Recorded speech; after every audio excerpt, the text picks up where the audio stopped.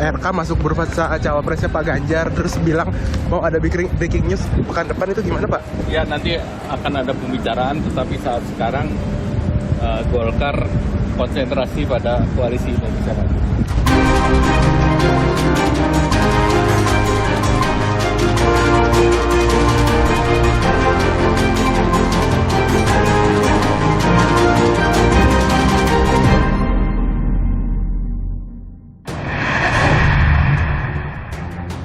Pendaftaran pasangan Capres-Cawapres 2024 semakin dekat. Nama Ridwan Kamil pun santer disebut masuk bursa Bacawa Pres.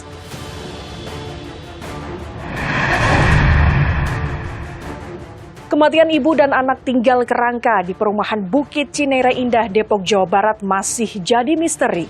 Ahli psikologi forensik menyebut ada indikasi korban depresi. Gempa 6,8 magnitudo memporak-porandakan Maroko. Ribuan jiwa meninggal dunia.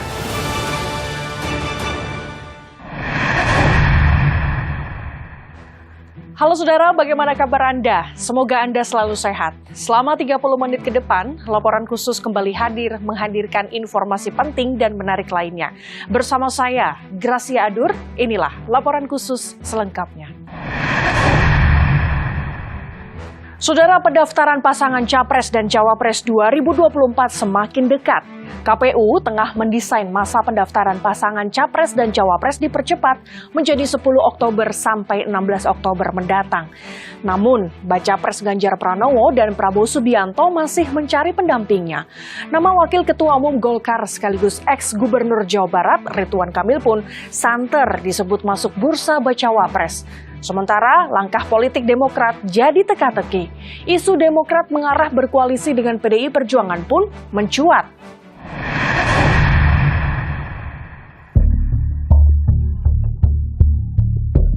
Pendaftaran pasangan Capres dan Cawapres 2024 semakin dekat. Anies Baswedan dan Muhaimin Iskandar atau Caimin sudah dideklarasikan sebagai bakal Capres dan bakal Cawapres Koalisi Perubahan. Sementara, baca pres Ganjar Pranowo dan Prabowo Subianto masih mencari jodoh bacawa pres. Padahal, KPU tengah mendesain masa pendaftaran pasangan Capres dan Cawapres dipercepat. Dari sebelumnya 19 Oktober hingga 25 November menjadi 10 Oktober sampai 16 Oktober 2023. KPU menyesuaikan dengan norma peraturan perundang-undangan, dalam hal ini Undang-Undang Pemilu khususnya nomor 7 tahun 2023 pasal 276 ayat 1. Sesuai dengan norma-norma yang ada di dalam Undang-Undang Pemilu tersebut, maka didapatilah angka atau tanggal 10 sampai dengan tanggal 16 Oktober 2023. Jika KPU mengesahkan percepatan, maka waktu bagi keduanya menentukan cawapres pun semakin singkat, kurang dari 30 hari. Di kubu Ganjar Pranowo, nama Ridwan Kamil santer disebut masuk bursa bacawa pres Ganjar.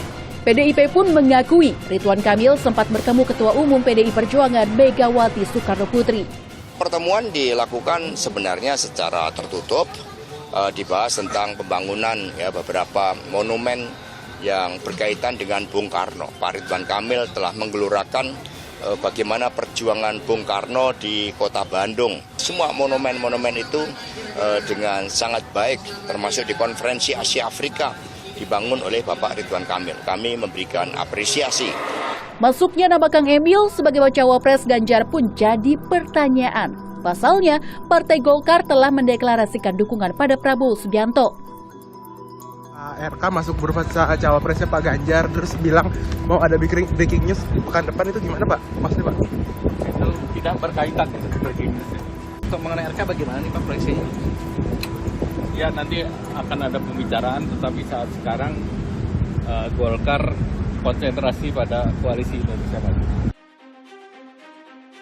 Meski tak lama berselang, Ridwan Kamil mengonfirmasi yang ia maksud breaking news adalah me time, waktunya berlibur seusai purna tugas sebagai Gubernur Jawa Barat. Namun Ketua Dewan Pakar Partai Golkar Agung Laksono berpendapat, Golkar tak bisa menghalangi langkah politik kadernya. Tapi kami juga memang tidak mudah untuk melarang-larang orang untuk maju karirnya. Kalau kami individu kita tidak bisa apa-apa. tukar-tukar sama partai nggak bisa, karena partai sudah menetapkan kita mengusung Presiden Prabowo, Wapresnya nanti tunggu di internal koalisi. Tak hanya kubu Ganjar, saat bertemu Yeni Wahid 6 September lalu, Baca Pres Prabowo Subianto juga memberi sinyal kuat akan menggandeng anak muda sebagai pendampingnya. Bahwa Erik harus mewakili muda, anak muda, Gibran muda, dan banyak yang muda. Kalian ada yang daftar? Oke? Terima kasih. Ridwan Kamil, oke. Ridwan Kamil memang sedang jadi sorotan. Dalam survei terbaru Litbang Kompas, nama Ridwan Kamil memang memuncaki elektabilitas bakal calon wakil presiden di angka 8,4%. Bersaing ketat dengan Sandiaga Uno dan Erick Thohir dengan perolehan 8,2 dan 8%. Saya yakin radar PDIP yang mengarah ke Ridwan Kamil itu karena pertimbangan geografis ya, geopolitik khususnya. Di dalam daftar calon pemilih 2024, Jawa Barat itu menyumbang 17,9% secara nasional. Dan ini jumlah suara yang sangat signifikan. Sementara itu, saat menghadiri acara Partai Bulan Bintang di Padang, Sumatera Barat, Prabowo Subianto menyindir politisi yang kerap bermanuver demi kekuasaan. Baca Pres yang juga Ketua Umum Gerindra itu menyebut politisi yang dimaksud suka melompat-lompat.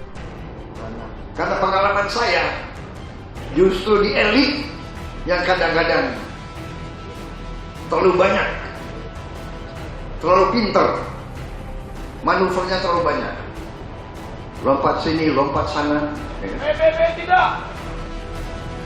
Meski tak menyebut nama, pengamat politik Ujang Komarudin menilai pernyataan Prabowo bisa saja ditujukan kepada Caimin atau Ridwan Kamil. Yaitu Caimin dengan Ridwan Kamil yang dianggap sudah berkoalisi dengan Gerindra, tahu-tahu menyeberang. Lalu juga di saat yang sama Ridwan Kamil sudah jadi kader Golkar, tahu-tahu main mata dengan PDIP kan ingin jadi cawapresnya Ganjar. Mungkin dalam konteks kekinian, dalam konteks saat ini bisa saja ya mungkin saja arahnya kepada dua tokoh tersebut. Usai deklarasi pasangan Anies Baswedan Muhaimin, Demokrat keluar dari koalisi perubahan. Namun Muhaimin berharap Demokrat bisa kembali lagi bersama Nasdem, PKS, dan PKB. Saya sama Mas Anies sangat berharap dan menunggu untuk bergabung dan bersama-sama menjadi bagian dari kekayaan Indonesia yang plural ini, Indonesia yang berbineka ini, dan koalisi kita ini akan semakin banyak, semakin bagus, banyak partai yang bergabung akan bagus, bahkan kita berharap juga Demokrat bisa bergabung kembali. Merespons harapan Caimin, juru bicara Partai Demokrat Herzaki Mahendra menjawab, Demokrat tak akan CLBK dan tak mau lagi di ghosting. Kata yang pas adalah kami tidak ada CLBK dan tidak mau di ghosting kembali. Nah intinya gitu. Pak Muhaimin kami menghormati, kan kami tidak pernah berkoalisi dengan beliau. Kini, langkah politik Demokrat jadi teka-teki. Isu Demokrat mengarah berkoalisi dengan PDI Perjuangan pun mencuat. Bahkan, Wakil Ketua Umum Demokrat, Benika Harman, sempat menyinggung hubungan Ketua Umum PDIP Megawati Soekarno Putri dan Ketua Majelis Tinggi Demokrat Susilo Bambang Yudhoyono baik-baik saja. Meski belum ada pernyataan resmi kapan pertemuan politik Megawati dan SBY terwujud, namun komunikasi antara putra-putri Presiden ke-5 dan ke-6 Republik Indonesia ini kerap terjadi. Mungkinkah Partai Demokrat akhirnya merapat ke PDIP di kontestasi pemilu 2024?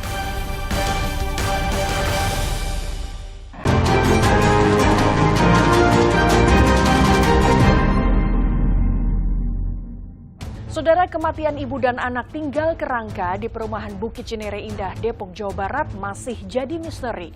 Polisi gelar olah TKP kedua, mengamankan beberapa barang bukti dokumen dan tengah memeriksa 11 saksi termasuk keluarga korban. Ahli psikologi forensik menyebut, berdasarkan analisa bukti temuan di TKP menunjukkan adanya indikasi korban depresi.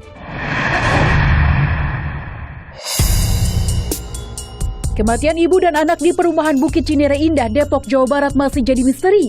Jasad korban ditemukan dalam kondisi mengering hingga tinggal kerangka di dalam kamar mandi rumahnya Kamis 7 September lalu. Untuk mengungkap misteri kematian ibu dan anak ini, polisi gelar olah tempat kejadian perkara lanjutan di lokasi penemuan jenazah Sabtu lalu. Dalam olah TKP kedua, polisi mengamankan sejumlah dokumen, 2 senter, dan 2 dupa yang berisi bebatuan di dekat jenazah. Selain itu, polisi mengungkap bahwa listrik di rumah tersebut sudah dimatikan PLN sejak 28 Juli 2023 karena sudah menunggak 1 bulan. Polisi pun masih menyelidiki apakah temuan senter di TKP berhubungan dengan listrik yang sudah dimatikan.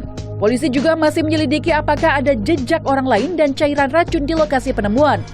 Dalam olah TKP sebelumnya, polisi menemukan sejumlah barang bukti seperti botol minuman kemasan yang berada di samping jasad korban, secari kertas bertuliskan nomor telepon keluarga korban, dan sebuah file berjudul To You Whomever yang tersimpan di laptop yang diduga milik korban. Dalam file tersebut tertulis, siapapun yang membaca tulisan ini, mungkin pada saat melihat tulisan ini, saya dan ibu saya sudah meninggal dunia. Pihak polisi pun mengungkap temuan file tersebut memiliki kesamaan dengan surat yang ditemukan di kamar korban. Kita padukan dengan surat yang kami temukan juga di kamar daripada Ibu Grace.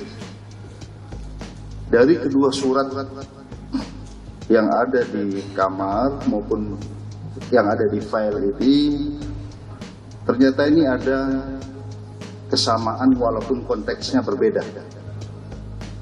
Isinya adalah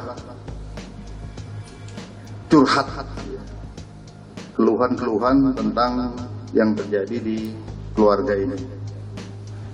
Nah, ini nantinya akan didalami oleh psikologi forensik, ke belakang akan didalami, kemudian juga hubungan antar keluarga. Ahli psikologi forensik Reza Indragiri menganalisa bukti temuan pesan di TKP menunjukkan adanya indikasi korban depresi karena pesan tidak ditujukan spesifik untuk seseorang. Reza menilai pemilihan kata dalam tulisan tersebut menunjukkan kedua korban sudah terisolasi sangat jauh dari lingkungan sosial. Surat ini dengan kosakata whomever ini menunjukkan jarak sosial yang sudah sedemikian jauh antara para pelaku dengan orang-orang yang barangkali semestinya bisa dia percaya. Menjadi tempat curhat, menjadi tempat berkeluh kesah, mencari pertolongan dan seterusnya. Nah, kalau memang kata whomever itu kita anggap sebagai jarak sosial yang sedemikian jauh, maka muncul gambaran apakah mereka atau salah satu di antaranya mengalami depresi. Kalau iya depresi penyebabnya, maka sebetulnya tidak terlalu mengejutkan juga. Karena sekian banyak data menunjukkan depresi merupakan pintu gerbang tanda petik yang paling ideal bagi berlangsungnya bunuh diri. Di sisi lain, menurut kriminolog Universitas Indonesia Adrianus Meliala, kasus ini serupa dengan kasus satu keluarga tewas di Kalideres, Jakarta Barat yang disimpulkan meninggal akibat kesulitan ekonomi dan sosial. Adrianus menyebut ada faktor kesehatan yang membuat salah satunya tewas, diikuti kematian yang lain karena ada perasaan tidak mampu mengurus. Ya justru karena kita sudah punya pengalaman saat di Kalideres itu, maka kemudian semua berhati-hati ya. Kemudian kita membayangkannya sebagai wah ini ada kaitannya juga dengan dunia mistik. Nah, pada konteks kali ini kelihatannya hal-hal yang anehan itu tidak ada, ya tidak kelihatan. Jadi lebih mengarah pada bahwa ini memang perbuatan bunuh diri atau sakit di mana kemudian lalu meninggal dan salah satu atau keduanya tidak mampu mengurus salah satunya. Jadi saya bayangkan misalnya kalau ibunya kena serangan jantung, anaknya tidak mampu mengurus dan kemudian anaknya lalu dying juga gitu ya, atau sebaliknya. Temuan 2 jasad ibu dan anak di perumahan Bukit Cinere Indah berawal dari warga yang curiga karena kedua korban sudah lama tak terlihat di permukiman. Warga pun mendatangi rumah korban dan masuk melalui pintu garasi lalu mencium aroma tidak sedap yang berasal dari kamar mandi belakang. Warga langsung melapor ke Polsek Cinere dan mendapati korban tewas dalam kondisi mengering hingga jadi kerangka. Menurut warga, sang ibu berinisial GAH, 68 tahun, dan anak laki-lakinya DAW, 39 tahun, dikenal tertutup dan jarang berinteraksi dengan warga sekitar. Sedangkan suami korban telah meninggal dunia sejak 2011 lalu. Sementara, petugas keamanan menyebut korban tidak terlihat sejak pertengahan Juli lalu. Masih udah lama nggak pernah kelihatan aja, nggak pernah keluar. Karena biasanya setiap hari Kamis keluar. Kini, polisi tengah memeriksa 11 saksi termasuk pihak keluarga. Sementara kedokteran forensik masih menganalisis hasil otopsi jasad kedua korban untuk mengetahui penyebab kematian.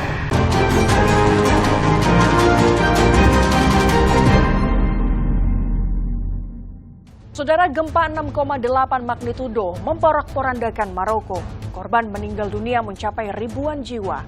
Bangunan rusak parah, akses di sejumlah jalan pun terputus, hingga layanan listrik dan komunikasi rusak total.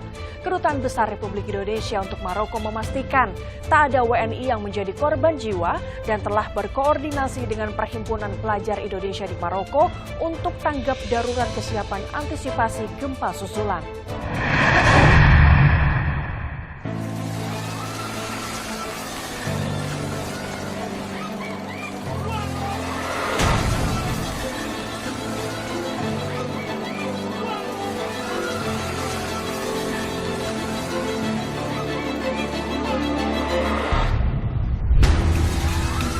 Jelang tengah malam waktu setempat, gempa hebat memporak-porandakan Maroko.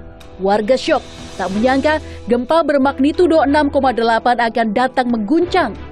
Gempa ini merupakan yang paling kuat melanda Maroko sejak 120 tahun terakhir. Provinsi Haus di wilayah pegunungan mengalami kerusakan terparah. Akses terputus, layanan listrik dan telepon rusak total. والزعما انه باش نهرب وطاح عليا كان وليت نعست هكا تا جا ولاد الجيران مساكن كيسمعوني كنغوت ودخلوا وجا هاد السيد تا هو الله يخليهم صحيحتهم وجاو الدراري كيجبدوا داك الشيء كلشي تحيدوا كلشي داك التراب اللي عليا خرجوني وجابوني على هاد الناس. Hingga Selasa siang waktu Indonesia, dikutip dari laman Kompas.com, Kementerian Dalam Negeri Maroko mencatat 2.862 korban tewas, 2.562 orang alami luka-luka, dan ribuan bangunan rusak. Sementara itu, Kedutaan Besar Republik Indonesia di Rabat memastikan tak ada warga negara Indonesia yang menjadi korban gempa, termasuk peserta Konferensi Global Geoparks 2023 di Marrakesh. Duta Besar Indonesia untuk Maroko, Hasrul Azwar, menambahkan pihaknya telah berkoordinasi dengan Perhimpunan Pelajar Indonesia di Maroko untuk tanggap darurat dan kesiapan mengantisipasi gempa susulan. Seluruhnya alhamdulillah selamat dari tragedi musibah gempa Maroko. PPI Maroko itu memiliki koordinator di setiap wilayah di mana WNI tinggal. Dan mereka paling cepat bergerak dan kemudian melaporkan sesuatu kepada kami apabila ada WNI yang mendapat kesulitan. Pengalaman kami memanajemen, mengelola WNI Maroko yang terkena dampak COVID itu sangat berharga dalam koordinasi dan kecepatan pemberitaan. Jadi Mbak, kami sudah pengalaman dalam menghadapi tanggap darurat dan arus informasi itu yang lebih penting. Lembaga Survei Geologi Amerika Serikat mengungkap ada dua faktor yang membuat gempa Maroko menelan begitu banyak korban. Pertama, intensitas gempa yang jarang. Kawasan Afrika Utara tempat Maroko berada memiliki tingkat kegempaan yang relatif rendah sehingga membuat Maroko juga tidak siap menghadapi bencana serupa. Kedua, konstruksi bangunan. Sebagian besar bangunan di Maroko, terutama di daerah pedesaan dan kota-kota tua, tidak dibangun untuk tahan terhadap guncangan gempa. Lantas, apa pelajaran yang bisa diambil Indonesia dari kejadian gempa hebat Maroko? Kepala Pusat Gempa Bumi dan Tsunami BMKG Daryono menyatakan, Indonesia dapat memetik beberapa pelajaran dari gempa Maroko, seperti memperhatikan standar bangunan dan mewaspadai jalur sesar yang lama tidak aktif. Jadi ada beberapa catatan terkait dengan gempa Maroko ini, yaitu perlunya kita mewaspadai gempa kerak dangkal akibat sesar aktif ya. Nah, kita juga perlu mewaspadai sumber gempa dekat-dekat kota besar atau kawasan padat penduduk. Kemudian juga perlunya mewaspadai bangunan tua di jalur sesar aktif ya. Ini kalau bangunan tua perlu diperkuat dengan retrofitting. Selain ketahanan bangunan, respons terhadap gempa juga menjadi faktor penting penentu keselamatan. Karena itu, masyarakat diimbau untuk tidak panik dan lari, melainkan berlindung di bawah kursi atau meja kokoh. Jadi kalau gempa sedang mengguncang kuat dengan dahsyat ya. Kita itu kan sulit berjalan, apalagi berlari ya, sehingga kita merangkak. Nah, pada kondisi itu kita sebaiknya jangan memaksakan untuk melari keluar rumah. Karena sangat sulit, sangat berbahaya, karena rumah tiba-tiba bisa roboh. Yang paling tepat yang dianjurkan adalah bagaimana agar kita segera berlindung di ruangan tersebut, mencari tempat yang bisa melindungi kita, apakah itu sebuah meja, sebuah kursi.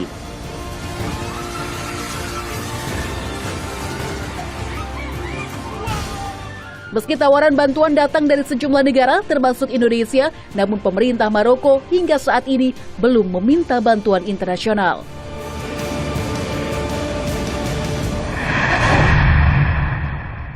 Saudara, informasi tadi sekaligus menutup perjumpaan kita. Tetap pantau terus informasi pemilu 2024 hanya di Kompas TV Independen Terpercaya. Kami akhiri laporan